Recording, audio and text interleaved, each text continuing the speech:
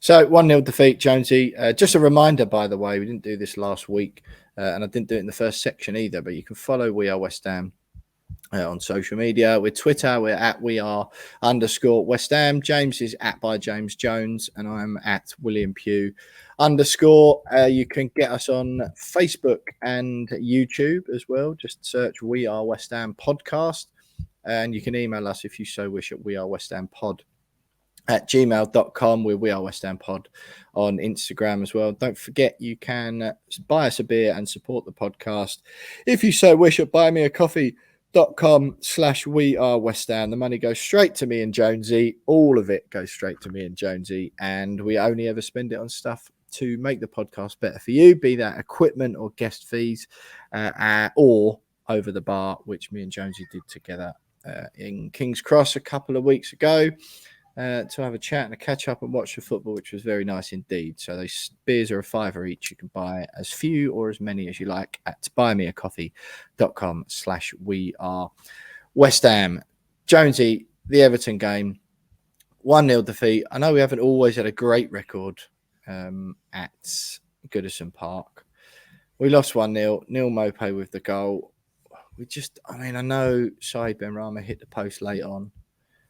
We just didn't look very good. So I don't know. You tell me. I like to do this every now and then. You tell me which way round you want to do this. Do we go game first, just have a look at the game and then talk bigger picture, or do we talk bigger picture then game? I think it's game first. Yeah, I suppose we can do game first. I mean, as I said earlier, I watched it in its entirety. I was busy at the family event yesterday, so I've only watched extended highlights. So I don't know whether you watched the whole thing. You're probably best placed to give a better analysis. Yeah. Okay. Well, it was rubbish. nice analysis. There's a detailed analysis.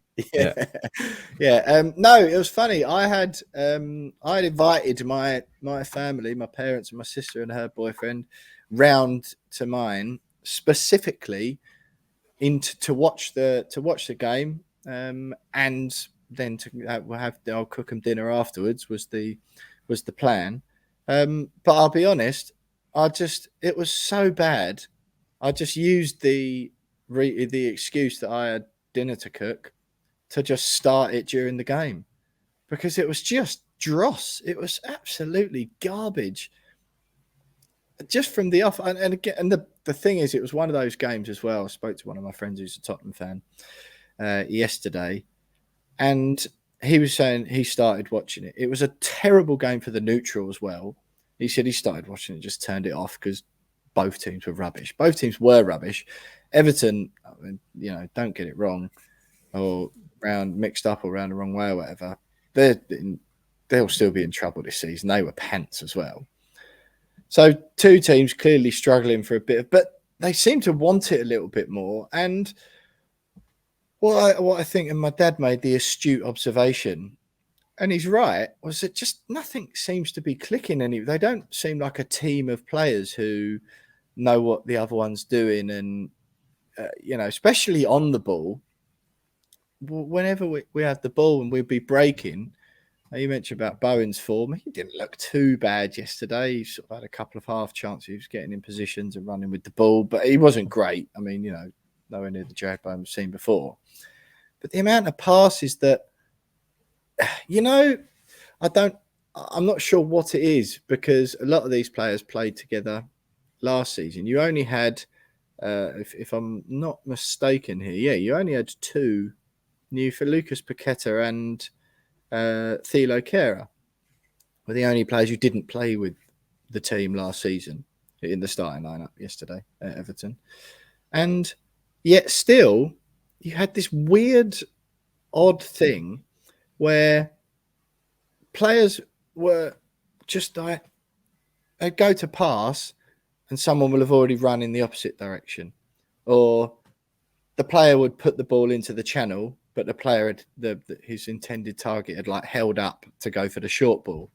Just like whether communication channels have gone, or whether there's been some changes in the style of play, and or like Moyes is implementing some tactical changes and not everyone's quite caught up with it or whatever. I think Tomas Soucek, there was a tweet, Duncan Wright, my former colleague, former sports journalist, he's in PR now, but he tweeted yesterday about the need to swap Soucek out, and just saying how lots of the comments there were quite interesting, actually. It wasn't just vitriolic abuse for a change. And some of them, interestingly, just saying, Tomas Soucek was great. The partnership with Declan Rice is an odd one, because I think Rice's desire to get forward a bit more and not just be that holding man has held Soucek back. Teams have learned how to play against him, because he was a bit of a surprise package when he first came in. His confidence seems a little bit low as well. And he's not very good on the ball, is he? So, he was most effective at West Ham when he's like steaming into the box and everyone's going, oh, God, what are we going to do with this 6'5" giant? But he's not allowed to do that anymore, really, or as sort of playing as the 100% holding midfielder doesn't really suit him, does it? So Soucek wasn't great. I mean, no one was great, James, let's be honest. Their goal was a good goal, Everton's goal. I would say that. Yeah, it was a really nice finish. He controlled it in a tight area. You couldn't really moan at any of the defenders there. He controls it. It bounces up awkwardly for him as he's turning, and he manages to volley it right in the bottom corner. You can't moan at Fabianski. Decent goal. We hit the post, so it's not like they were all over us. It's just one of those, really, where you're like, oh, we could have done with. Whereas at Villa, we probably played no worse, really, than we did in the first half at Aston Villa. We just got the luck. It on a bit in the second, and we definitely did there. Huge deflected goal. So as I was saying last season, you'd rather win one and lose one than draw two. And our performances, especially against a quality of opposition, probably warranted 2 draws out of those games. But I don't know, James. It's really difficult to put a finger on it. I don't know whether. I'm not sure what it is. I don't know what it is, really. People are going, we were just overplaying. We were playing above ourselves last season. I'm not so sure, really. I think what is worrying? Scamacca, he came on, and people again, Antonio wasn't very good, but he came on, Scamacca, and he already, even though he scored in the week, looks like a bit shy on confidence, and you can just feel that West Ham striker curse oozing out of him already, and that is really worrying. I don't know, mate. I'm not sure. I know Everton's, so it's a difficult place to go, but the confidence looks like it's draining away. Everyone's just missing each other a bit, and like on a slightly different wavelengths, it seems, which makes us look a bit truncated and awkward. And and I don't know. You sort of just like even the Europa League stuff, which we're doing well in, you just think, what's going to happen here? Because you're getting it like 1 win from 7. Yeah, I think there are some things some decisions that need to be made that are staring everyone in the face, apart from Moyes. I hate the fact that it appears as though there are a number of teams in that starting 11 that appear to be undroppable in Moyes' eyes. Now we're 7 games in, we've only won 1. Okay, we probably should have more. How many? 7, did you say? 7 games in, we've only won 1 game. There's 7 players who are undroppable. I mean, it can't be far off that, if I'm honest, mate. But okay, we should probably have more than 4 points on the board if you take into account what happened at Chelsea, how unlucky we were against Forest. But there are players in that starting 11, particularly one that faced Everton, right, that shouldn't be in the starting 11 at this moment in time. Like Tomas Soucek, you've mentioned it before, shouldn't be in the starting 11. He played 55 games last season. He's played every single game this season. I think maybe there's 1 Conference League game he hasn't played. He almost always starts for the Czech Republic as well, mate. Yeah. So like his international games, he plays most of those. The guy hasn't been good for us for 6 months, right? At least 6 months, right? And you're right. At the moment, we want to get Declan Rice a little bit further up the field, which makes sense because we know he's good. But if you're going to do that, Soucek's the wrong central midfield partner. That's why I thought we bought Flynn Downs. Oh, I knew you. Oh no. Oh, what do you no. mean? What do you mean no? Oh, no. What do you mean no? Like, here we go. You're just wondering. Everyone else on Twitter is doing the exact same thing, and it's like we've bought a central midfielder, right? From the Championship. Like I understand, but just I don't buy the old from the Championship. Like, we bought Antonio from the Championship. He's now scored more goals than anyone else for us in the Premier League. We bought Cresswell from the Championship. He's played 300 games for us. Yeah.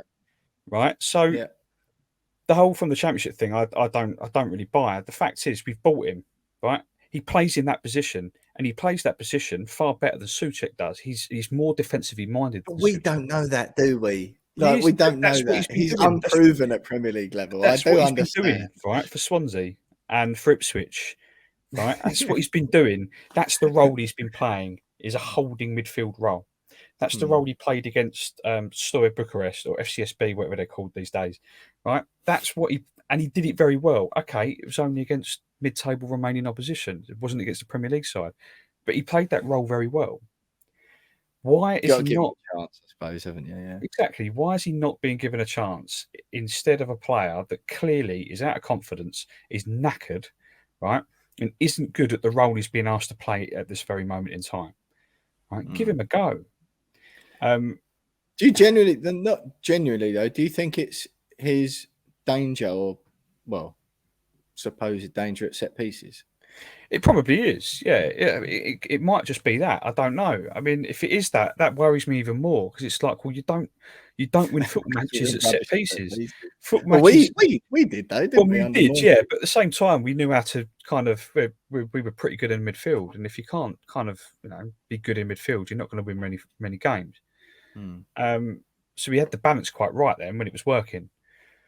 But the fact is that he's not even good at set pieces recently. So like, drop him for a little bit. The same goes for Jarrod Bowen. I mentioned this a few weeks ago, and you went, can't drop him. We've got to drop him. The guy's had 15 shots. I was looking at it earlier. He's had 15 shots all season. He's played every single Premier League game. He's had 15 shots, one on target. Right? The guy scored 19 goals last season. It's not because he's not trying. I mean, no, he has been trying. He's just out of form. Simple as that. Right? The guy's out of form. Heung-min Son effect. Exactly what I was about to say. Heung-min Son been out of form for 6 games, gets put on the bench for the 7th game. He comes off the bench and bangs in 3 goals in 14 minutes. I'm not saying Bowen's going to do that, but if you drop a player and you go, right, you aren't untouchable now, I will drop you if you're out of form. It gives them that impetus and that hunger to, when they finally get back on the pitch, to prove the manager wrong. Son did it at the weekend, and I'm pretty sure Bowen's the type of player that would, it'd have a similar effect on him. Do you think so? I genuinely think. I mean, he's a hungry player. Like, we saw that last season, but he's another one that played over 50 games last year, and now he's starting every game this year. Even though we brought in squad depth, he played 60 games if you include England. No, but Bowen's just got in the England squad. Yeah, which is intriguing, isn't it? Because he hasn't been good this season. But I also understand why England squad. Like, it's not down to form, is it? No, but Harry Maguire's proven himself to Gareth Southgate and his country over an extended period of time. Bowen had 1 shot, was reasonably out. He was perfectly fine for England, wasn't he? He didn't do anything spectacular. It's not based on current form, though, is it? No, but what is it? But that's what I'm saying. I understand why Maguire still gets in, because he's performed for Southgate and for England over a long period of time. But Southgate obviously sees something in Bowen, doesn't he? Yeah. Oh, Bowen is good enough. Bowen is good enough. Right. Bowen is good enough to play for England, but he's not. He's not been in form this season. He's not. I understand why Moyes keeps him in. It's all I'm saying is because I think, unlike with Fornals, who, if he has a good game, he's still unlikely to score. A good game for Fornals doesn't automatically include goals or assists, does it? Which sounds silly for an attacking player, but he does so much more. But Bowen's not so much like that, is he? A good goal for Bowen, a good game for Bowen, it includes goals and assists, doesn't it?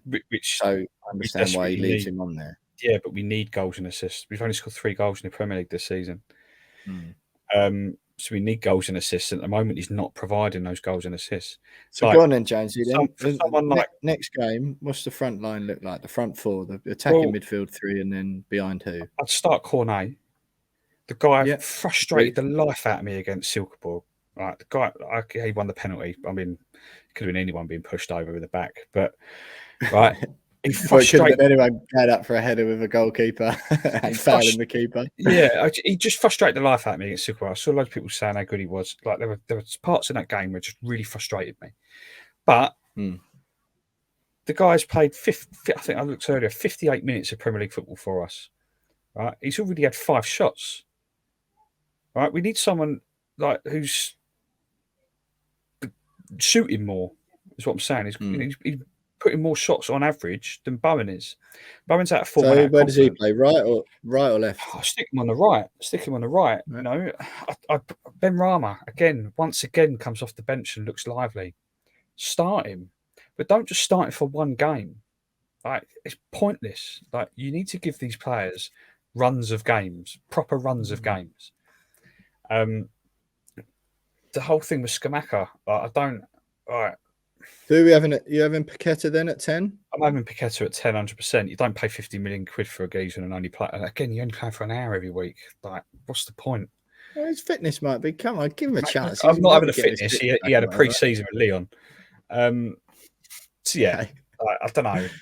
And then Scamacca. So go on, and you're telling me Cornet, Paqueta, and Benrahma, yeah, Benrahma. On the left. Yeah, fine. Yeah, and then you play Scamacca, Antonio off the bench. The reason why I say Scamacca over Antonio, I think now is going to be more effective off the bench long term. I think Scamacca needs game time. Right, again, he's coming off the bench for 25 minutes a game and expected to. You know, it's Haller Mark II at the moment, and what's the point of that? Doing that all over again.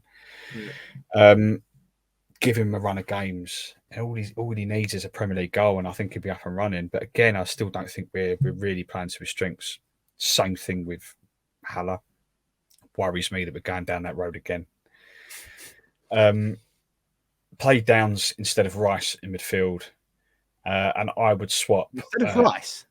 Sorry, not Rice. Soucek. Sorry, and then I would Emerson. Don't say the one I think you're going to. Emerson for Cresswell.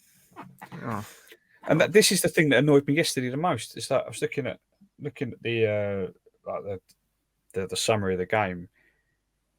We're 1-0 down, right? I mean, in the second minute of 7 added minutes, right? And he's bringing on Emerson for Cresswell. What on earth are you doing, Dave? Like, come on, mate. Have a wobble yourself. We need to score a goal. And you're just swapping your left backs like for life. Yeah, but he is slightly more attacking, isn't he? I suppose. I mean, slightly more attacking from a defensive standpoint. Like, David, he's more of like a winger than Lanzini on, or I don't know, whatever. Or like, we need a goal, Dave. You know, we don't need to stop anymore. We're already 1-0 down. Forget the left backs. So yeah, I mean, and I think that I love Cresswell. I love him, but again, I don't think he's offering us what he did before. He's not putting half as many crosses in as he used to. I just don't think it's effective as he used to be. And I think you've bought a new player, play him. Like we've bought these footballers, these actual footballers that we were desperate for last year to compete and be in our starting 11 and improve our squad. At the moment, they're getting 20 minutes a game, 30 minutes a game, 3 minutes a game in the case of Emerson against Everton. Pointless substitutions, just don't bother with it. Like, that's what's frustrating me the most. And there's just so many things that are staring me and so many other fans in the face, and it should be staring David Moyes in the face. So many players that, yes, brilliant, but they're out of form, they're out of confidence, and they have to be dropped as a result. Otherwise, we're going to be sitting here in 3 weeks' time moaning because the same thing's happened against Wolves at home. We've been beaten 1-0. Same thing against Fulham. Both teams, by the way, look very good this season. I know Wolves have struggled for wins, but they've looked good. Fulham looks superb. Right? They're not going to be easy home games. And then we've got to go to Southampton. Like, we're banging trouble if he doesn't change, if he doesn't make these decisions. Yeah. Is there any of you that thinks all of that is a little bit reaction? Because that sounds like quite wholesale, like turf loads of them out, get loads of them in. And is there any part of you, and I kind of understand, Moyes obviously errs on the side of caution when it comes to bedding in new players, right? Whether you agree with that or not, that's what he does. At some clubs and with some players, that is necessary and worthwhile because he doesn't want to throw them into an environment they're not ready for and destroy their confidence. So I understand that. Genuinely, I do understand that. And I think even Scamacca, right? He scored against Silkeborg. It was a good goal. He didn't do a great deal other than that. Brilliant goal, yeah. He didn't do a great deal other than that. But I sort of think, well, does that matter? Probably not, because he's here to score, really. So do you just give him another go again in the Prem? But then if Moyes is of the opinion that he's not ready, and he does, I do understand it, because of what we saw with Haller or whatever. I don't know. And you said about Emerson there. I don't feel Cresswell's doing anything that wrong. Like, unlike Soucek, where I think, come on, like, it's time. He's not doing anything wrong, but he's not offering half as much as what he used to. I think Moyes bought. Yeah, but I think Moyes bought Emerson more for playing in a 5, to be honest, like as a left fullback. 5 doesn't work. Yeah, but then I would worry about having Emerson as the left back in a 4. Genuinely, like, I would. He was better at Chelsea in a 5 as a wing back. He's a bit. He's very much gives me like Arthur Masuaku, only good vibes. Do you know what I mean? Like that. Vibes, yeah. When he's just playing left back rather than left wing back in the 4 rather than the 5, you worry. So there's a bit more at play there. He's throwing Paqueta in, and he's looking all right, isn't he? But he's offering no more than Lanzini did last year. I don't know. I just think it's easy to say all those things you said, but I don't necessarily. If next guy, Cornet and Benrahma, but even him, mate, Benrahma, how many times has he been given an opportunity, a decent opportunity, and just been average again? Like, he's that weird. He falls into that weird space in between, doesn't he? He scored 12 goals last year, though. Yeah, no. But listen. But how many games did he also play and start as well, where he's just like, man, what are you doing, mate? Like, be honest, he was very much like Yossi Benayoun vibe sometimes, isn't he? Where he does something decent and everyone goes, Benrahma should start every game. And then he starts the next 3 and you might as well not be on the pitch.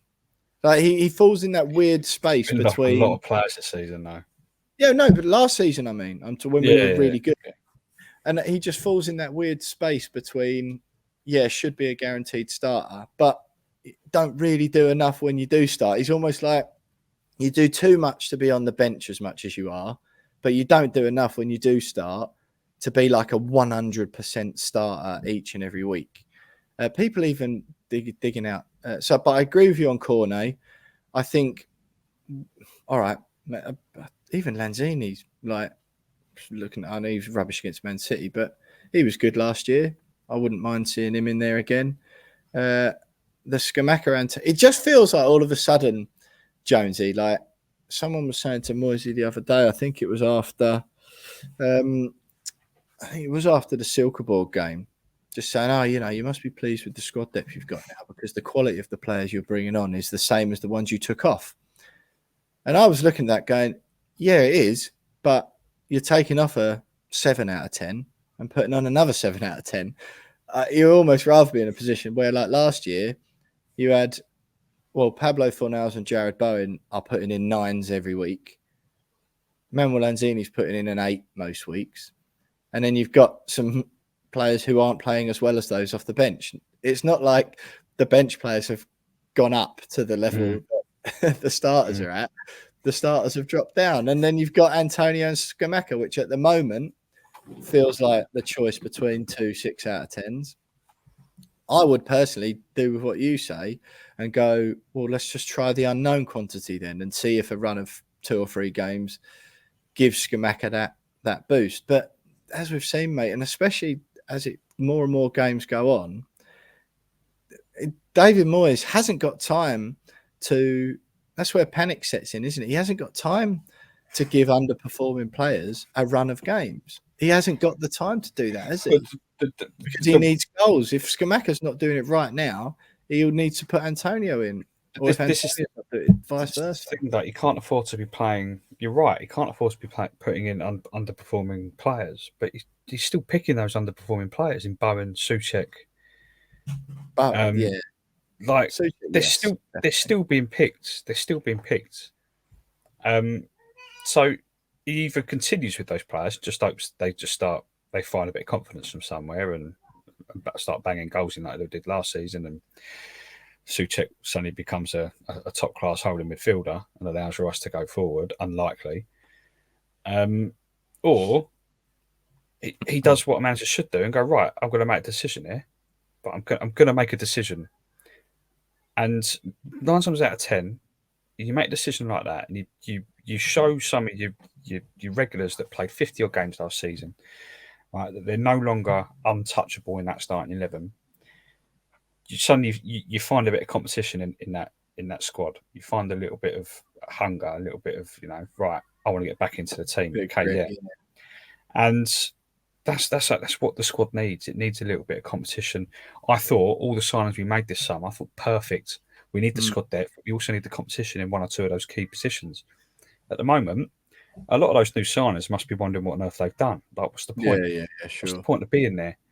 They could have gone somewhere else and been playing every week. At the moment, they've walked into a squad where it's just 11 favourites, and yeah, you'd be lucky to play. You play the Conference League games. You'd be lucky to get 20 minutes at the end of a Premier League game. What's the point? We spent 170 million quid. As we're struggling, they're probably they must be looking at it, going. If you're corner at the moment, I'm going. Yeah. What are you doing? I look the most dangerous of your forward players. Yeah, get me on the pitch. Get that Spanish bloke off. Get me on the pitch. Yeah, I suppose. Well, look, Jonesy, we've done this for quite a long time now. I just want to read out some stats. 37 points, and this is from a completely rogue Twitter account. It's just the one you sent me. Yeah, I haven't backed it up either. I don't know where those stats have come from. I tried verifying earlier and I couldn't find them, but yeah, right, cool. Fine. Well, I'm read them out. Cool. Anyway.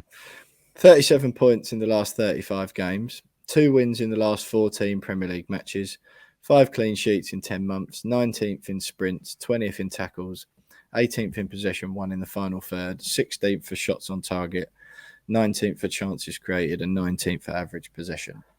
I verified the tackles one, actually. I did see that at the bottom. Okay. That's for this season, the last ones, isn't it? Other than the first 3. The Premier League form is worrying. I don't know, James, really. I don't know. I don't know what to say, because you can't ignore the amazing stuff that's happened as well. We're winning in Europe again this season. I'm not sure. Oh, right. That's what I was going to ask you. Sorry. That's what I wanted to end on, Jonesy. Do you think that Declan Rice's desire that David Moyes is giving the okay to get forward to try and develop his attacking game is holding us back? Because he doesn't play like that for England, which is when he plays his best football. He is trying to play like that for West Ham, which I think is to be able to sell himself as this all-round box-to-box. He wants to be a Lampard-esque style midfielder. I honestly don't think... I mean, maybe we'll have it in him long-term. I don't know. But I think him trying to be that player is holding West Ham back. I would happily revert back to, because I think it would be better for the team, Declan Rice being an out-and-out holding midfield player and having Soucek bomb forward. Because it wasn't... People forget... That first season he had with us when he was superb, he didn't just score set pieces, did he? He scored from open play and he was bombarding into the box. Very similar to the one he got at against Tottenham the other week. Yeah. He scored lots of goals like that as well. I am of the opinion that I don't know this for certain. Declan Rice has been keen to develop that side of his game as well for his future prospects, to make him a more all-rounded midfielder. He said he wants to score 10 goals a season, didn't he? Yeah. Well, that was probably part of some sort of conversation that was had around him staying. All right, I'll stay, but on the proviso that this happens. And I think it's detrimental to the team. I think, don't see him doing that for England, do you? No, but I think it's only detrimental to the teams because his Soucek is unable to play the role that Rice used to play. That's okay. You've got a good holding midfielder. Let him play holding midfield. Yeah. You've got someone who's good at going forward, which is Soucek. Let him go forward. We're not doing that. But the thing is, though, is that Declan Rice can play that role. Right? We know he can play that role. Right? The holding role or both. He could do both roles. He plays the holding role better. He plays the holding role better. But we know that when he gets forward, we know how effective he can be. Did it so many times last season. But based on what? Show me the goals or assists. Like what are you talking? He did it last season. He scored six goals last season. Okay, it's not Frank Lampard level. Just scoring 25. No pens. I think he might have scored one actually. But this is what I'm saying is that we've managed to bring in a holding midfielder to allow him to do that, not getting the game time. Last year we had Mark Noble. Mark Noble will come off the bench. He'd sit a little bit deeper, and then that would allow Rice to go a little bit forward, and Noble can sweep up behind him. Noble even said in a recent interview that that's exactly what he told Rice to do. He was like, when I get on the pitch, you bomb forward and I'll sweep up. And I think in that particular game he was talking about, he went and scored. I think it was against Vienna in the Europa League. So he's good at that position. When he gets in the box, he can be effective. But I see what you're saying. It is detrimental. I'm just not having that. Sorry, I'm just not having it. You can't tell me any team who sees Declan Rice forward thinks, if you're going to stick with Soucek, right, they need to swap positions. Right? Okay, answer me this then. Answer me this. Who do you think is most effective in attacking positions out of Tomas Soucek and Declan Rice? Soucek. Right. Yeah. And who do you think's better at the holding midfield position? Soucek's better at arriving late in the box, right, and attacking set pieces. What's Harrison got to say? I can hear Harrison in the background, Jonesy. I don't know. He's obviously got... He's probably hearing what you're saying. No, I don't know what's going on. The guy's 2 years old. Even he knows that what you're saying is complete rubbish. Get him on. I don't know what's going on. He's crying because we're 18th in the Premier League, clearly. But then Rice is good at travelling with the ball, getting the ball forward and stuff like that. So you've got two players that are good going forward in their own right. But everyone knows that Rice is the better holding midfielder.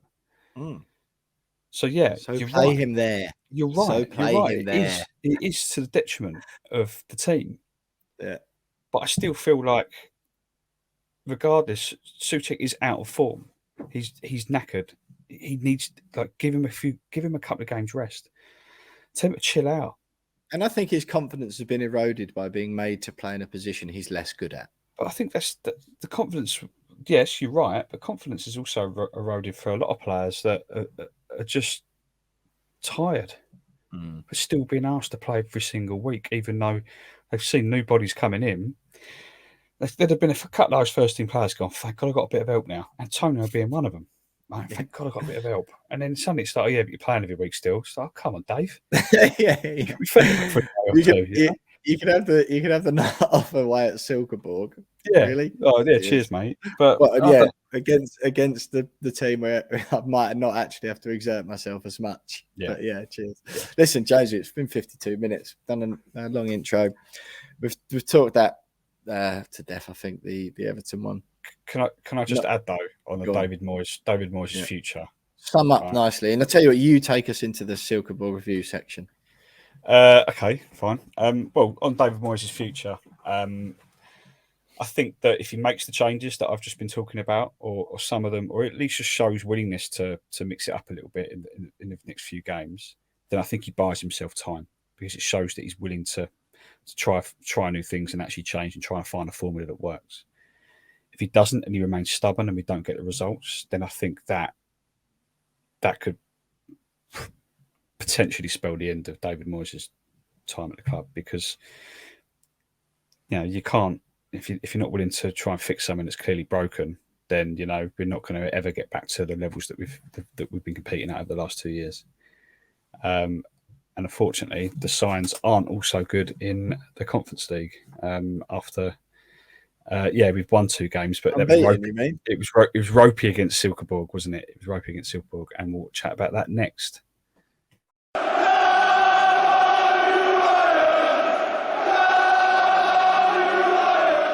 Superb transition there, Jonesy, into the Silkeborg section. Just one little light-hearted note. Did you see the video of a reporter calling David Moyes Moisey? No. Yeah. And right, there's a swear coming up for anyone who's not so keen on those. But David Moyes, a reporter in his press conference after the Everton game on Sunday, said, Moisey, and then the question was a bit muffled. It was along the lines of, so Moisey, what did you make of that performance? And he went, Moisey, fucking hell, I didn't realise we were that close. Those words in a Scottish accent. Yeah. And he was laughing at it, but you could tell he was like fuming about it. And I was on the radio the other day. I went on Talk Sport to chat about West Ham. And I said Moisey on air by accident, which was a little bit unprofessional. And I was like, oh, God, no.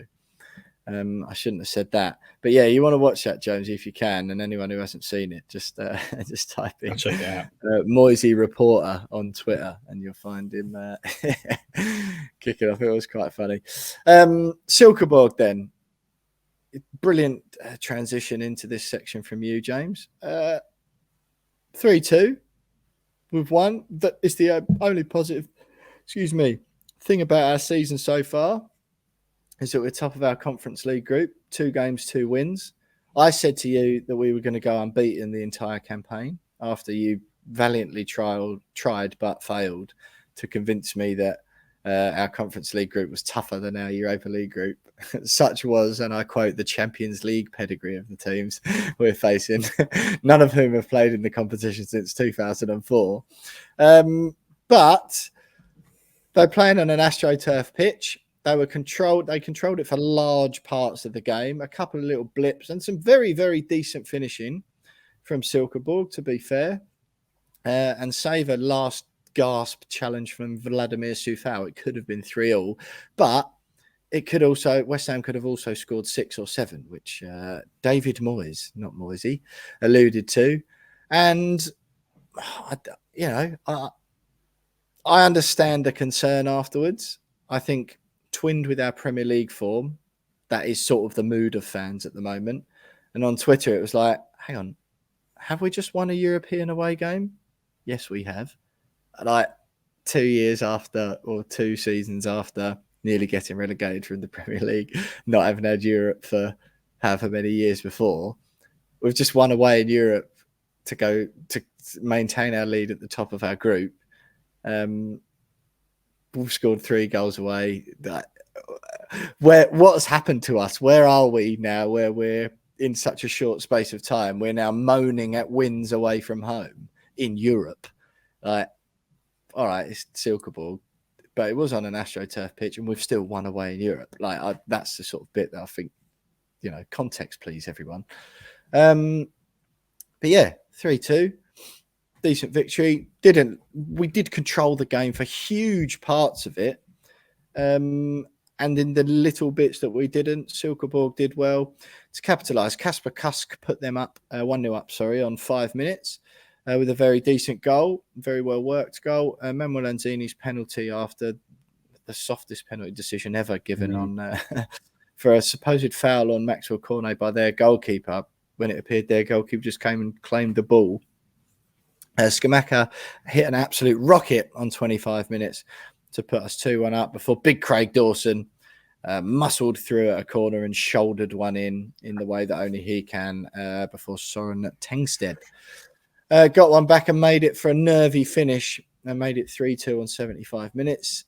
Jonesy, I think after that big long Everton segment, can you find it within yourself to talk positively about that? Because I do feel, that just for our own sanity we should, But B, we've won away in Europe. All right, the opposition was weak, but I do think for large parts of it, we controlled the match and looked way good, and should have put 6 past them.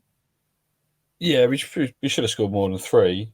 And yeah, of course, I'm happy that we've won away from home in Europe, and we're 6 out of 6 and top of the group. But they're okay. I was timing it then. 13 seconds before the but came. Yeah, no. Don't get me wrong. So you managed 13 seconds of positivity after I asked for. You go 1-0 down after 5 minutes, and I mean, I wasn't concerned even when the goal went in. I was just like, it's a bit annoying. But you kind of you backed us to get back into it and still win the game, which within by half time it's 3-1. Yeah.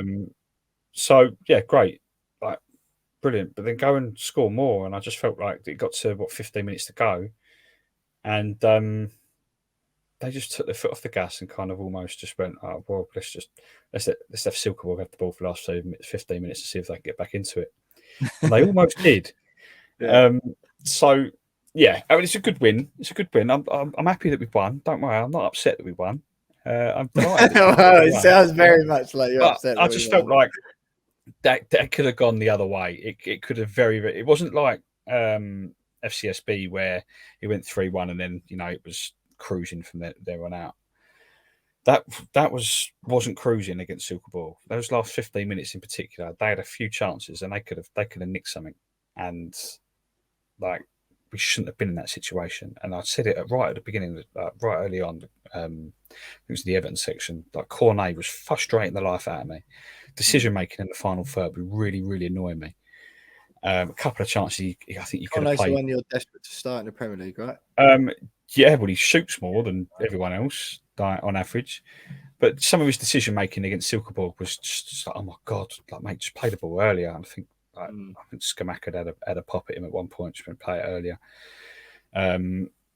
But yeah, it was a good performance. I think you're right. We did dominate the ball, but then when it got to maybe the last 15 minutes, I think we kind of decided that we'd had enough of dominating the ball. And to be fair, we have problems dominating the ball. Like for the last 3 years, we've really struggled to dominate games and make the most of it. You do that on a plastic pitch. Dawson come out. I'd love to see him back on the score sheet, by the way. What a lovely man. So good to see him smile again. But Cole kept calling him Ballon in big Ballon. the BT Sports studio. Love it. But yeah, like he came out after and said, as a professional footballer, it's quite difficult. Beforehand, I was like, really? It's just a AstroTurf pitch, innit? But he said that it does affect the way that the way they play a little bit. Fine. Who am I to question the big man? But yeah, I think that had they just been a little bit more clinical, which has been our problem all bloody season so far, isn't it? Like just lack of clinicalism in front of goal. Clinicalism a word? I don't know. Is it? Oh God, I'm glad you got in there. I think we've had this. I think we've had this conversation before. Yeah, clinicalism. I'm gonna. We definitely have, and I think Pretty it was sure. me. I mean, obviously, I don't remember what we speak about on this podcast. So yeah, we definitely have. Right, I'm googling it as we speak. So, do you know what? Yes, I do remember this. Someone tweeted us the definition, didn't they? An emerging theory in legal pedagogy. Yep, I remember it now. And I assume that's exactly the way you were using it. Then we need more of that. We need more of that in front of goal. Craig Dawson and West Ham need far more emerging theories in legal pedagogy. Yeah, to be better. We might score more goals if that were the case. Well, I don't know how you would word that. We need to be more clinical, or we lack a clinical touch in front of goal. It's a strange one. All right, mate. We found another little glitch in the English language.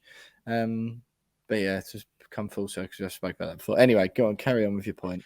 Well, that is my point. Is that it's good to win, but there's still a number of issues that were very clear, particularly in attack.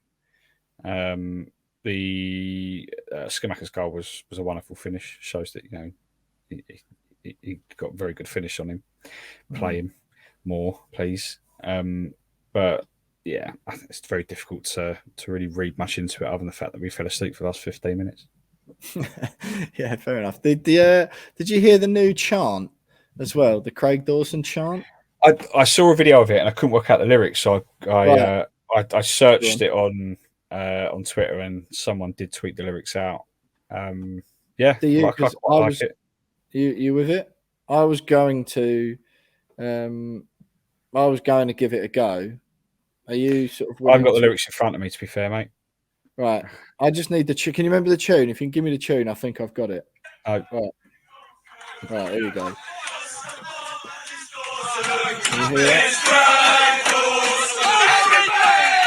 He's Craig Dawson. He cost £1 million and he's awesome. He crosses the ball and he scores them. He's Craig Dawson. I might have got it wrong. He crosses the ball and he scores them. Is sort of what I heard. Now, if you cross the ball, he'll score them. Isn't that? That makes loads more sense. If you cross the ball, he'll score them. Yeah. Because I was like, I'm pretty sure he never crosses the ball. I mean, it'd be weird if you crossed the ball in and then scored the cross that you put in. He could. Mate, how glad he stayed, by the way. Blimey. Yeah. Come on, Blimey. No. What is going on? What's happened here? There's just going to be another load of negativity. No, I'm so delighted that he stayed. This is how you must have felt for about 2.5 years on this podcast when I was a pessimistic. Whenever I open my mouth, you just expect negativity to come out. I don't know if it's your demeanour this morning, mate, or it's because it's 10:45 a.m. or whatever. But you just went, yeah. Come on, I'm trying to extract some sort of. No, I am happy. I'm happy you stayed. I don't want me to do. Do you want me to set off fireworks or something? Just at least smile and go, yeah, you're right, mate. That is a positive. Yeah, it is a positive. I feel like Jonesy, that West Ham's current form, you're finding it hard to see any positives at the moment. Yeah, I am a little bit. It feels like you're being quite affected by all of this. It has affected me because I just keep looking back at the last 2 years and going, just thinking, is that all we're going to get?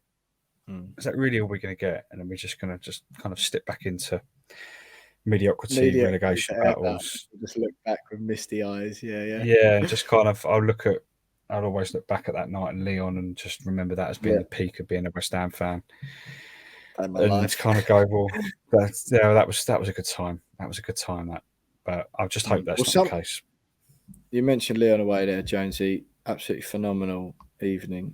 Someone posted a video of that yesterday, and the bit where Moyes came out on the pitch, and we were all there singing. Yeah, we've got Super David Moyes. And what a moment! The Twitter account was saying, "Don't worry, it'll come," and posted that video, and I was like, "Never ever let that man leave our club. It'll come back. We'll be all right. Don't worry about it." Well, this is the thing that's upsetting me a lot as well. Is that, and I said it right at the beginning. The memories that man has given us, I've never wanted it to work so much for one manager. I'm desperate for it to work because I want him to be the one that takes us on that journey even more, and I want him to be in charge because what he's given us and where he took us from in such a short space of time, and like I've got so much love and respect for the man that I just it'd be harder to take if he didn't see out the season and like it went apart so quickly. It'd be a kick in the teeth because we didn't really see this coming. This start to the season. It's just a shame, isn't it? It is a shame. It's kind of rained on our parade a little bit because after 2 great years, what we achieved, nice that we had. We're only 7 games in now. We are only 7 games in, but it's not like we've been incredibly unlucky for 7 games running. Yeah, we've had a couple of seasons gone against. Yeah, Nottingham Forest and Chelsea. That's 4 points there, right? But like we're 7 games in, and there's issues. We've gone through them, and there are issues that David Moyes has got to sort out. He's got to make a decision on them. Otherwise, he won't see out the season. And that's not going to be down to whether the fans are demanding him to go or not. The fact is, the club will need to make a change. Yeah. Spent 170 million quid in the summer. Can't afford to be in a relegation battle because that's too risky. So they're going to be forced into make a change if he doesn't start making changes soon, I think. Yeah, I feel you, mate. I feel you. Right. We've got Wolves at home on the 1st of October, which is just shy of 2 weeks from now, isn't it? Yeah, it's about 11 days' time. And then we've got Anderlecht away on the 6th in the Europa Conference League before we face Fulham on the Friday night. What a busy week of podcasting that's going to be for the pair of us, Jonesy. Is that likely to change? Oh, no, sorry. I'm absolutely losing the plot here. So, yeah, Saturday the 1st of October is Wolves at home. The 6th of October, which is a Thursday, is Anderlecht away. And then we go to, we host Fulham, on the Sunday at 2:00. So some big games. Anderlecht again straight after that on the 13th. If we beat Anderlecht, Jonesy, we're top of our Conference League group on 6 points. Anderlecht have got 4. If we beat them, Group 1. It's good as certainly qualifications secured, isn't it? Yeah, definitely. Yeah. Listen, that's the 2 look backs on Everton and Silkeborg. Let's have some brief final thoughts from the 2 of us next.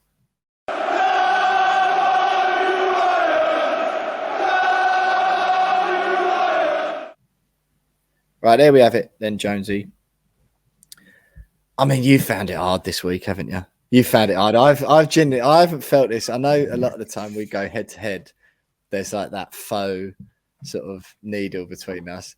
This is the first week for a while I've genuinely been like, oh, I think he's actually a bit cross. It's getting to you all this, isn't it? I don't know if you're not the sort of bloke normally, if you're tired or whatever, you don't let that affect your mood too much. You're a positive bloke on the whole. But I don't know, last couple of weeks, the tables have turned a bit on this podcast, and it's like I'm the one trying to extract positivity out of you rather than looking on the doom and gloom side of things. And yeah, it's getting to you, isn't it? Yeah, it's the Everton game's changed me a little bit. It's changed me. Yeah. It's changed the way I've looked at things. Like I genuinely thought we were turning a corner, and Moyes even said it after the game. He was like, "Yeah, I thought we turned the corner, and clearly we haven't. Just kind of not going anywhere at all. We've scored 3 goals in 7 games. Like, it's not good enough. I know we've only played 7 games. It's 31 more to play in the league, but the fact is, if you look at what we did last year to finish 7th, like we've got to win like 16 of our next games to get anywhere near 16 of the 31 games for the rest of the season to get anywhere near where we finished last season in terms of points. That's not happening. Like, the fact is, we're not going to finish in the top 7. I'll be very, very surprised if we did. I find that hard, mate. After the amount of games we've played, Man City and Tottenham as well. But then we've not beaten Everton. We've not beaten Forest. Yeah. Should have beaten Forest. We've played Chelsea as well. Nah, mate. I'm not having it. I'm not having it. Hey, not yet. Like, not if you look at our record over 38 games over the last 2 seasons, right, and then look at what we're on currently right now with how many games we've got left to play. Yeah. You look at what's needed to even match last season in terms of games won, drawn, and lost. We lost 10 games last season, right? We've already lost 5. We've got 31 games to play. Yeah. We won 17 last season. We won 1 with 31 games to play. Right? I just don't see us getting to that level, which is fine, right? Which is fine. But what I don't want us to be doing is been sitting in the relegation battle all season. At the moment, we're in relegation form. Like, we've got to pull ourselves away from it quick, right? And then start battling for top 10, right? I think top 7 is going to be beyond us a little bit, but sit in the top 10, see what happens. At least then, okay, we might have gone backwards 1 or 2 places, but we haven't gone backwards. If you know what I mean. And we're going to win the Conference League. We're going to win the Conference League, which will kind of, it will help. It will kind of soften the blow of not finishing the top 7 again. Hey, joking. I'd take win the Conference League. 100%. But yeah, I don't know. I just think. All right, listen. It affected me a little bit. The fact that I didn't really see the starts of the season coming. I was so optimistic going into the season, and now we've won 1 out of 7. It's just like, oh, really? Yeah. Well, now we're finishing on a positive note, Jonesy. We've played Manchester City, Tottenham, and Chelsea. So those are 3 games where you can realistically put those down as defeats anyway, which has only left us with 4 games which should be winnable. Brighton, of course, we've played them already. So I think that's a defeat every season anyway. Yeah, exactly. That's what I'm saying. So City, Tottenham, Chelsea, Brighton, 4 of those 7 are games we always lose, or which you can put those down for losses. So we've only had 3 winnable games this season, really. And we were robbed at Chelsea anyway, so we should have got a point there. We got a point against Tottenham. So those are 2 bonus points we should have had. So we'll give us the one at Chelsea. 3 winnable games. One of them's away at Villa. Good away win. One of them's away at Everton. All right, you lose that, which isn't ideal. And we definitely should have beaten Nottingham Forest. That was like a 1 in a million that they came away with the win, let alone even a point they didn't deserve. We missed a penalty, hit the bar, and it bounced down in front of the line twice, which never happens for weeks on end. Seriously unlucky. I genuinely think we have had a bit of rotten luck as well. I think our table, we shouldn't be as low down the table as we are. The performances haven't been good, but with a bit more luck, we could be further up the table and it wouldn't be such a dramatic nightmare. We've got 3 very, very difficult games out of the way already, or 4 if you include Brighton, City, Tottenham and Chelsea. I understand where the concerns have come from, but we've got 2 home games coming up in the league before Southampton and then Liverpool and Bournemouth. All right, the Liverpool game will be difficult at Anfield, but Bournemouth, Southampton, Fulham and Wolves are our next 4 Premier League opponents. I understand what you're saying about we need to get the points on the board, but I do think we can be patient. I do think it's not a complete catastrophe. I think we're trending below where we'd like to, or where we'd like to be at this stage of the season. But realistically, I think we should perhaps have, we'd like to have 9 to 10 points by now, which I don't think we've been a million miles off getting in that Chelsea game. We could have won. We were the better team against Tottenham. I think I know why it's difficult. I think we can take some positives. I agree with you that we need to start seeing them soon. But take me to the end of that. At the end of October, right? We play Man United away on the 30th of October. We should have. We'd have played Silkeborg in the second game. We'd have played Anderlecht twice in the Conference League. Our Conference League group could be won, and qualification for the knockout stage is confirmed. And if we win 2 of those games against Southampton, Wolves, and Fulham, which I think is doable, and all right, maybe you allow 1 defeat in there. We get 6 points out of those and win the Conference League group. I think that's all right. That's enough to go on. And then the World Cup's coming up. You have a regroup and you go again. There you go. There you go. It's going to be fine. It's going to be fine, Jonesy. I don't disagree with you, but I wouldn't feel this bad if we were scoring goals in the Premier League, and we're just not. Yeah, that'll come. We've scored 3 goals. 1 was a massive deflection. Some would say Fornals meant it. But, I don't know. Okay, we should have picked up more points. We've been unlucky. The fact is, if you don't score goals, you don't win games. And at the moment, we're not scoring. If we scored 10 by this stage and we still only had 4 points, I'd be like, yeah, I can see where we can turn it around. At the moment, genuinely, no goals. Right? The crossbar on the line once against Forest, and he missed a penalty. That is such bad luck. Benrahma hits the post when he come on at the weekend. That is unlucky. I do. Cornet scored against Chelsea. It's unlucky. Obviously, it should have been a goal. There's bad luck in there, mate. There is. There is bad luck in there, but a lot. It still says we've only scored 3 goals in 7 games. Come on, but you get unlucky in those situations. But we've created far more chances, just those ones. But we need to be better in front of goal. Yeah, we have. We need to be better in front of goal. And right. if we start getting better in front of goal and actually scoring some goals, then I have no doubt that we'll start climbing the table. But at the moment, I'm not seeing it. Well, look, I tried, everyone at home, whether you're of Jonesy's opinion or mine. I hope you've got someone, at least you've got someone to relate to, whichever one of us it is, either me or Jonesy. The tables definitely have turned on this podcast. So, but look, and even if you don't agree with either of us, if you fall somewhere between the two, then I hope you enjoyed the dream chat at the beginning. At least you had 18 to 20 minutes of content that you might have enjoyed. Other than that, though, easy to be doom and gloom at West Ham at the moment. Not looking very good in the relegation zone after 7 games, just 1 win and 1 draw from our opening 7 in the Prem, with 2 wins from 2 in the Conference League with that victory over Silkeborg. International break coming up, so no opposition for you this week. That'll be it from me and Jonesy, but we'll be back next Tuesday. Of course, we'll be recording it Monday. You'll hear from us Tuesday next week. So keep the faith still. Keep the faith. James Jones might have you believe that it's doom and gloom, that Moyes, the best manager we've had in the modern era, has only got a few games left to save his skin. But I don't. There's positivity in there. We never beat Brighton. Chelsea, Tottenham and Manchester City are difficult opponents. We've been unlucky in the Nottingham Forest game. Brilliant to see them struggling, by the way, Jonesy. I know you'll have absolutely loved them losing against Fulham after being ahead.